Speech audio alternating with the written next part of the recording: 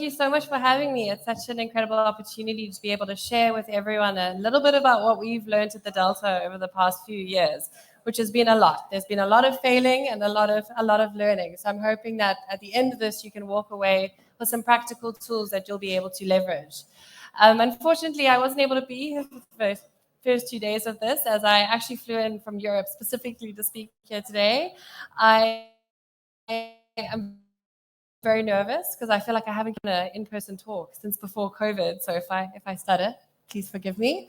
But my team has been here since the beginning, and they said it's been absolutely incredible to be able to hear from so many other innovation leaders who are equally as passionate about innovation and solving problems as we are. So as I mentioned, I am the COO at the Delta, and essentially what we are is a company that builds companies.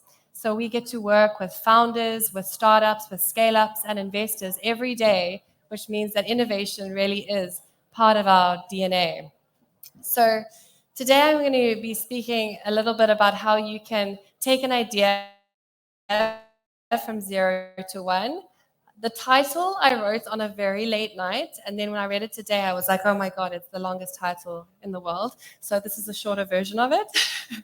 And essentially, I'm going to try and give you some tools as when you have an idea, how do you de-risk that? How do you build up evidence to support the fact that you should even pursue this proposition in the first place? But before I do that, I'm going to tell you a little bit about the Delta and what we do. Sorry that it's so wide. I don't know how to fix it for you, but hopefully you guys can try and read it. So essentially, the Delta is what we call a venture catalyst. And what that means is we incubate ventures, we accelerate ventures, and we invest in ventures. As well as that, we're working on developing a really powerful ecosystem of mentors, of talent, of tools and services that we can offer the ventures within our portfolio to help them be successful. So from an incubation point of view, we've been trying to build ventures in a multitude of different ways since we first started, and many of them failed. But we eventually started to identify a way that worked really well for us, and that is by partnering with really high quality early stage founders and helping them taking their ideas from 0 to 1 and then supporting them as they grow. So it's been very informal up until now. But next year, we're launching a incubation program. We'll be taking 20 ventures throughout the year, or 20 founders through a structured incubation program, trying to take them from 0 to traction. As well as that, we work a lot with corporates, actually, because corporates are amazing places to actually produce venture concepts. So we help to design innovation pipelines and then help with the design of new value propositions. And eventually, if those value propositions do well, we can either spin them out as independent ventures or they get spun in. So in another way, that's another thing that we consider in incubation. After that, we move on to the acceleration side. So we have a team of 250 specialists in different areas that work with our ventures and support them, whether it be from a product development perspective, from a marketing perspective, from a fundraising perspective. And our ventures range from like very early stage to Series A and beyond. So we need to be able to support every stage of their journey, and they can kind of pull on resources from us as and when they need. Finally, from a so this is we invest balance sheet. The second is we have a network of investors that we help to match with founders we think are incredible. And finally, we're hoping to next year announce a 50 million euro fund where we'll be using that to power our incubation program as well as invest in ventures across Europe and Africa. What this means with our specialists is that we actually have people who need to become very good at validation, early stage validation, developing products, marketing, helping our ventures to acquire and source the right talent for their ventures, and finally fundraising, how to prep and become fundraise ready and to connect them with the investors that they may want to have those conversations with. So since the beginning, we've been trying to develop a blueprint for venture success. I think as an operations person in the company, I want to try and make a system out of everything. It's not as easy with ventures, but we have actually been like building a blueprint that we leverage. And why it's important is like we're a business that needs to scale as well. So as we hire new venture architects, it needs to be very easy for them to understand the processes that we take our ventures through and actually to learn from all the failings and learnings that we've had over the years and how to do it best. So as I mentioned, we support all the way from ideation through to scale. At very early discovery stage, working with corporates to help them even identify opportunities for ventures. Thereafter, to take that idea and refine it and validate it. And following that, to build an MVP, and thereafter to launch and grow that MVP and continue to scale that MVP. What I'm going to be on today, I only have half an hour, I can walk you through everything, is the refinement and validation stage. So this is what we do after we've had the idea. We want to evaluate whether the idea is worth taking to the next stage. What's really interesting is that a lot of founders that approached us arrive and they just want to start with building their MVP. And I think this is because they've read the Lean Startup and they're like, I need to build so I can measure and learn. And then I look at their idea and I'm like, oh no, there's so much you can do before you should build anything. And everyone thinks that this needs to be their first step, where build is like the wrong word to use there. Over 50% of the founders who approach us for support and who think that they want to build a product, we end up telling them that they shouldn't build it and they have a lot of work to do before they should even consider building an MVP. This typically happens when the idea hasn't been sufficiently mapped out, and also when we see a lot of red flags from an assumption perspective, and we're really not sure that the venture will even work. For us, success is if a venture is successful. I can build you a working product very easily, but like if you launch that product and no one uses it, that's not success to us. So what we do is we recommend that they start with our refinement and validation process. And you can see that this is way before the build stage for us. There's a lot that you can do before you need to build anything, or before we feel confident building anything. So the first step that we start with is called refinement. So refinement is essentially trying to map your idea out in more detail and to ensure that you've really holistically evaluated whether this is a good idea in the first place. And this means having to consider how you're going to monetize it. Is it viable? Is it desirable? Is it feasible? How are we going to distribute this? What is our cost centers going to be? Are we going to be able to make money? It's easy to come up with an idea for a product, but you really need to think about the larger business around that and put it down onto paper before you build anything. Because if it turns out that you have no revenue model associated with this product, then you've got a major red flag and you need to solve that before you build anything, because it may have a massive impact on what you end up building. So what is the first step? When someone comes to us with an idea, we sit down and we map out the customer in as much detail as we can. And really what you want to do is put down all of the jobs that you think you're going to be supporting them with, the pain points that they are experiencing, what are the challenges that they're experiencing in completing that job, and what are they motivated by, what are they looking for? And there are a number of different tools that you can use. I'll be sharing a few at the end of the presentation that you'll be able to access. We use a customer persona template, an empathy map, a value proposition canvas, which is my favorite. And what's super interesting about this stage is when you first start and you write down who you think your customer is, I promise you by the time you've gone and spoken to them and done research and put together prototypes, you'll realize how wrong you were about so many of the assumptions you had. Pain points that you thought were so important to someone, turns out that they didn't care about them in the first place. And you only are going to get there by first putting down on paper first who you think your customer is, so we can come up with a plan to go and validate that. Now you've got and you understand who your customer is, we want to go and map out your value proposition. How are we going to solve the pain points that they are experiencing? How are we going to give them what they want and satisfy their motivations? What is the product actually going to look like? What do we think our solution is going to look like? This is an example of a value proposition canvas, which is an incredible tool which you can use, which essentially is a really nice brainstorming tool that you can use in Figma or Miro, and it really helps you to map out both your customer persona as well as your value proposition. The next step after you've done your value proposition is to move into your business model side. So we now understand what our product is and what pain points we're trying to solve. We now need to look around that and figure out, okay, cool, even if I build this, how am I going to distribute it? How's it going to get into my customers' hands? Is there a viable business model here? What is my pricing strategy going to look like? Are we going to do, there's so many different ways you can monetize something. So this really forces you to think about like the larger business case of your idea.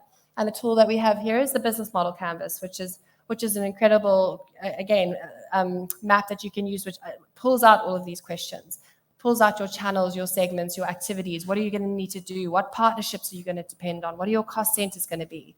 And this stage immediately, you can actually start to see a lot of red flags where when we're working with founders at their stage, they're like, oh, this isn't actually going to work. And you already go back to your ideation phase again. Now, let's say that we've now put out our value proposition canvas, we've put out our business model, and we're confident about what we've got there. What you need to do next is sit down and write down all of the assumptions that you have. And there will be many. There will be so many. There should be at least 20. I'm telling you now. Regarding who your customer is, we assume that this customer is struggling with this particular pain point. If we look at Airbnb, for example, this is a great example. They have two different customer personas, their host and their guest. From a host side, they believe, Airbnb, when they first launched, before they had any traction, when there were those two guys sitting in that apartment, they believed that people would feel safe enough to let a stranger stay in their home for money. It's a major assumption, right? At that stage, they had no evidence really to validate that this was going to be true, which is why so many investors turned them away. They were like, you're crazy. This is never going to work. On the guest side, we believe that people will feel comfortable staying in the home of someone they don't know.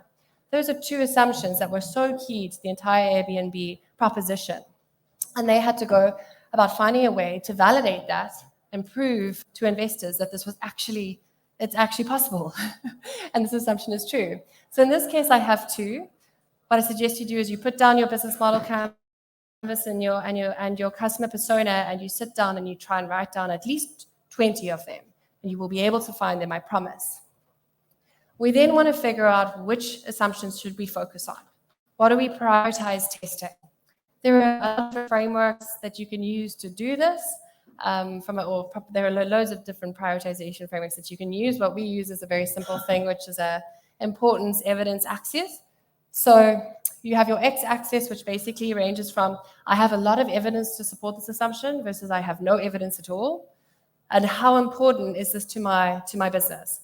So if it's low importance or very important. So you can see, using the Airbnb example, people will pay for accommodation.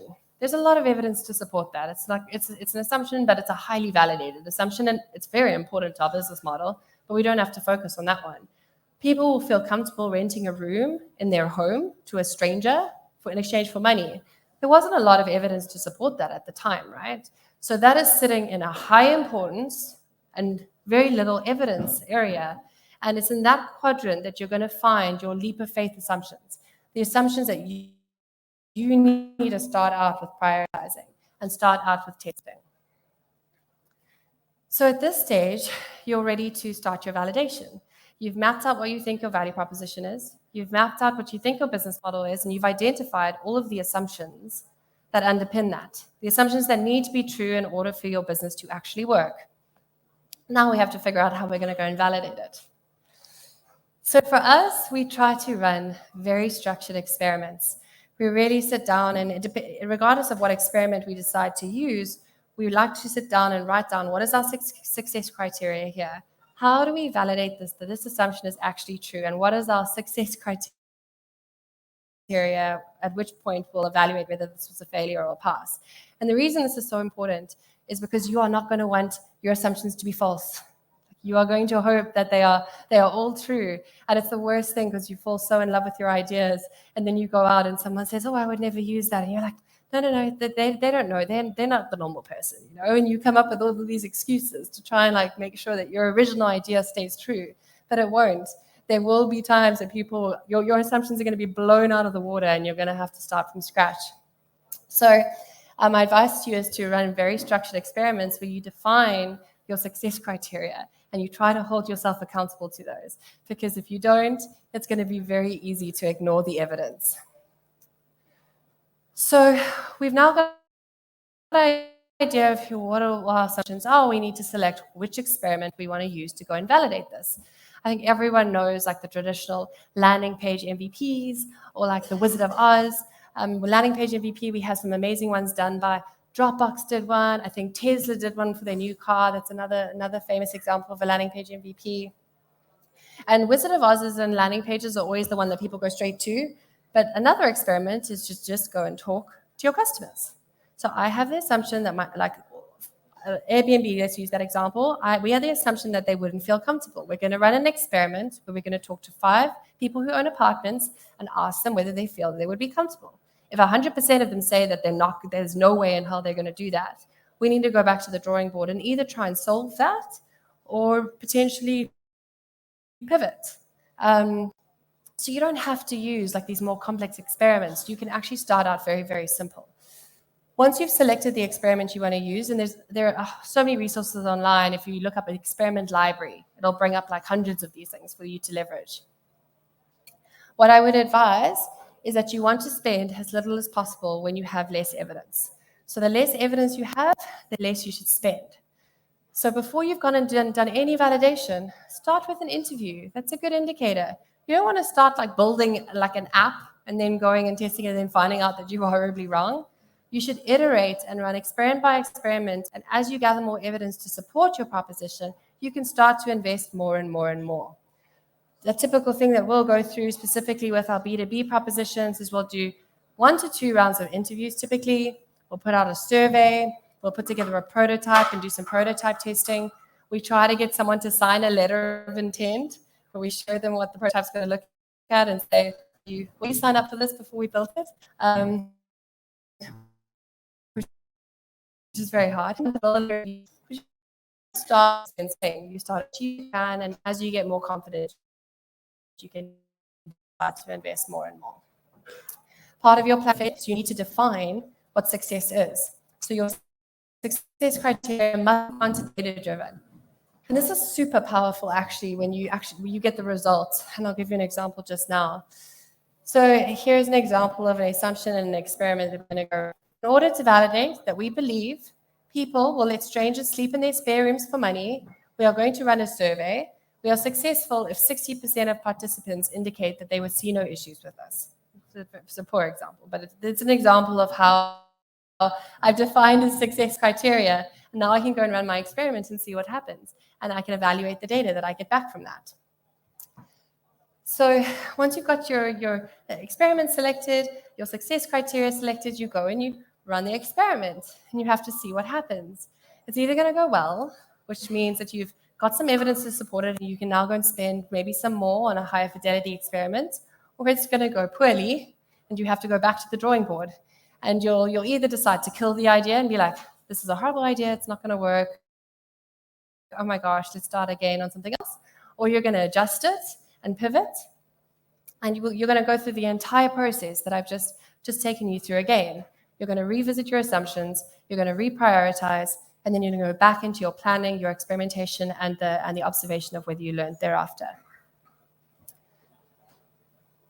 At the Delta, on average, we will run up to 6 experiments for new propositions. And this is either with our corporates or with brand new ventures before we will even touch the development side of things.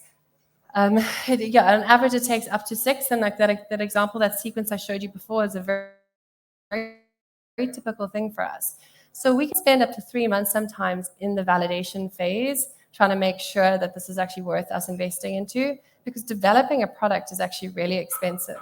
So you want to make sure that before you do that, you have a lot of evidence to support you going ahead with that. So this process, this validation process, and running these experiments is incredibly powerful because it gives you a massive body of evidence that you're going to be able to leverage in a number of different conversations.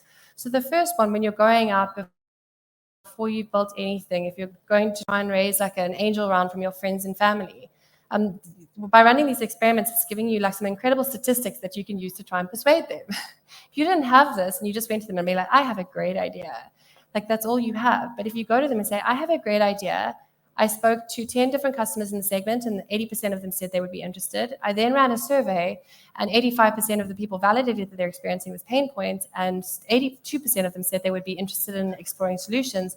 I then put together a prototype, which I sat with 10 of them, and I got 99% positive thing. Or I failed, so I went back to the drawing board and pivoted, and this is what we came out with. That is so much value, and it's demonstrating to your investor that you thought about your proposition and that there is actually an indication that you have product market fit before you've even needed to build anything in the first place. So you can leverage that when approaching investors. Within corporate, The corporates we work with love this approach because it gives them data that they can use to justify further investments into propositions that they may be working on. And even for yourself, going through this is so important, because I promise you, is if you start with doing your customer interviews and your prototype testing, you will learn so much, and the product you end up building will be very different to if you had just started building at the beginning. And this probably has a much higher likelihood of being successful. So this was just an example to show you some of the statistics you can pull out of here, and you can't read it because it's super, super wide. But if you ran and use interviews, you could say 60% of the people we spoke to, instead of 5 interviews, validated that they would be okay with having someone staying in their house. We ran a survey. Surveys are great because you can survey up to 1,000 people. You can survey as many people as you want, actually. And 1,000 customers we surveyed also validated that they would be okay with this. So there's another way you can extract a data point to support your proposition. And a landing page MVP is really interesting because you can use both the click-through rate on the ads that you run to try and get people to come to your website, and you can compare that towards industry standards. And you can also compare the conversion rate once people land on your marketing site, what percent of people who landed there actually converted, and compare that to industry benchmarks. That's all giving you like really good indicators of whether what you're doing is right and whether it's resonating with the end customer. So what comes after this process of the validation side of things? You can actually, continue to run experiments for a really long time. I said that we sometimes go up to 3 months. But when you get into the higher fidelity experiments, like a Wizard of Oz or a concierge service or a low-code MVP, if you are delivering enough value, you can run that MVP for a really long time. We have one venture who's had a low-code MVP running for 8 months. So they put together a really low-code, dirty single-feature MVP to test and see if they could get people to buy it. And they did, and they started building on top of it very frantically. And now they've had this low-code MVP in market for 8 months, and I think they've got about 40 businesses who are using it, with up to, 5,000 of their employees are using this, and it's built on with like a whole bunch of sticky tape and stuff, and in the background there's chaos.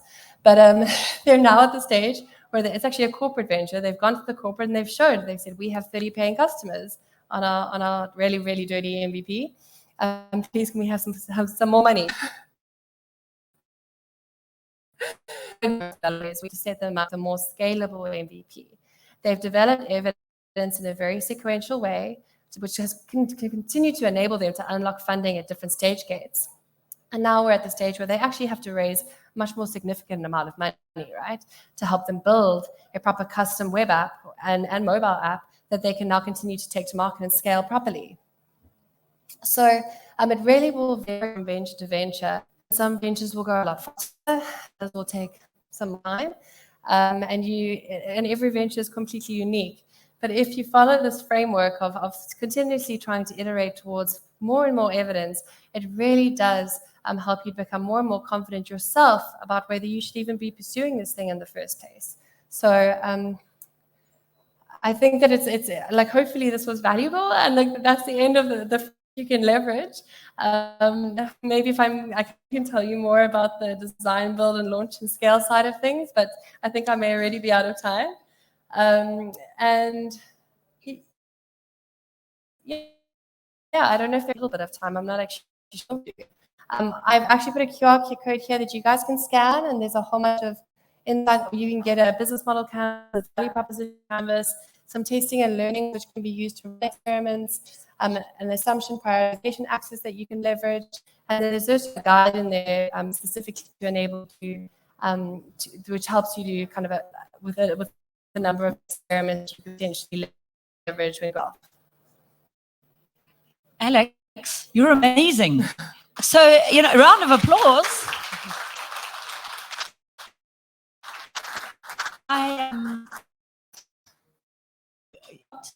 You have left yourself some time. So for the first time, you have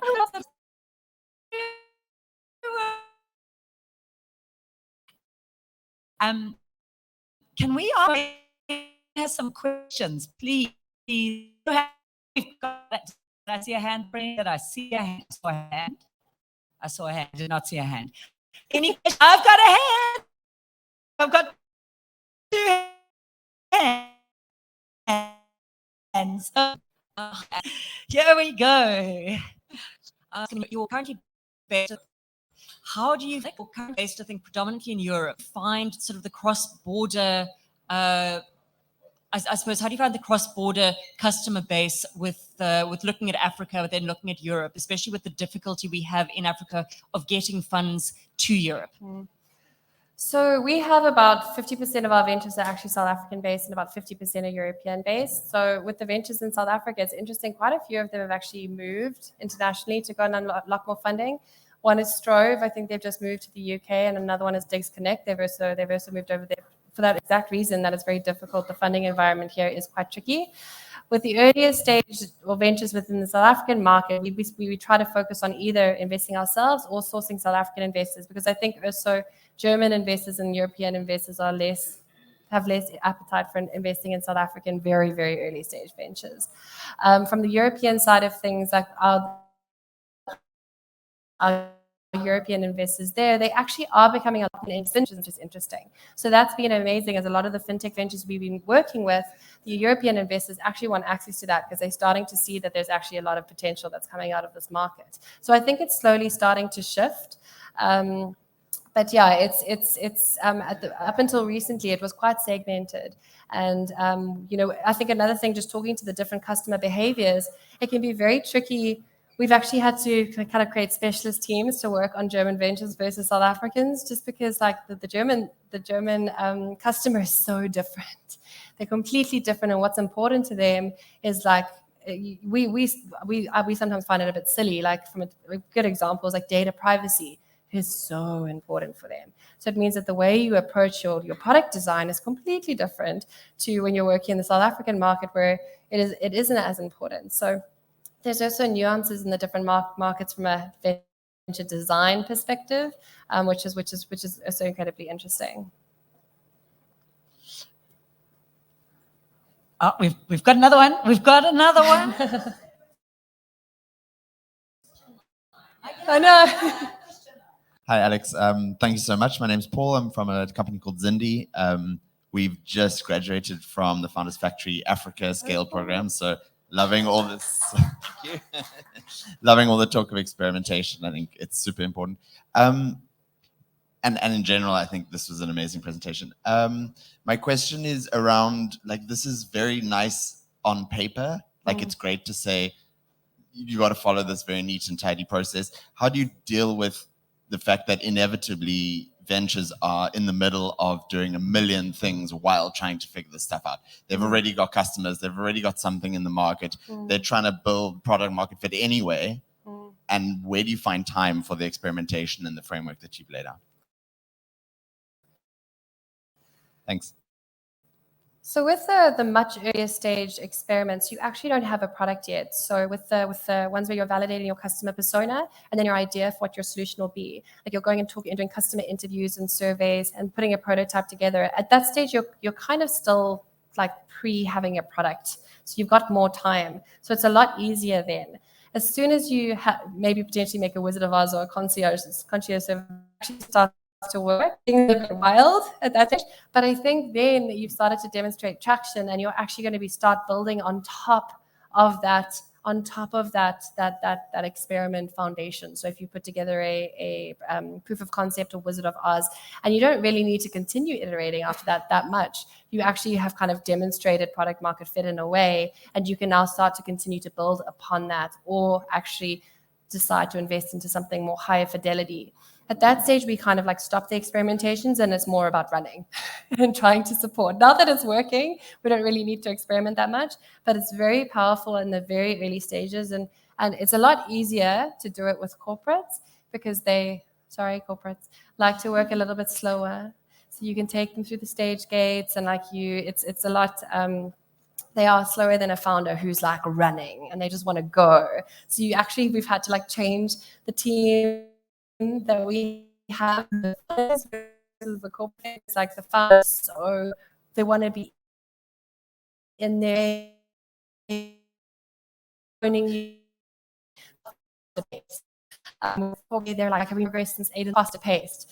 Whereas the corporates, you'll be like, in 2 weeks' time, we will be presenting the outcomes of our first experimentation sprint. And that's the way that some of them like to run. So I think it does vary, and it really does come up to that point where you're actually simulating a product in market. At that point, I think you can actually stop experimenting, and that's when you actually have to start doing the work and growing the venture. That makes sense. Oh, that was outstanding. One more round of applause. We're so grateful. Thank you. You mentioned Strove. The guys are upstairs. If you want to go visit them, they are in one of our offices on the top floor. So guys, and ladies and gentlemen, that ends today's Founders Day. We have loved having you here at Innovation City. We really appreciate the time of you to come here to fight the CBD traffic. We really appreciate it, and find parking, and thank you for being a part of our house, our ecosystem here. And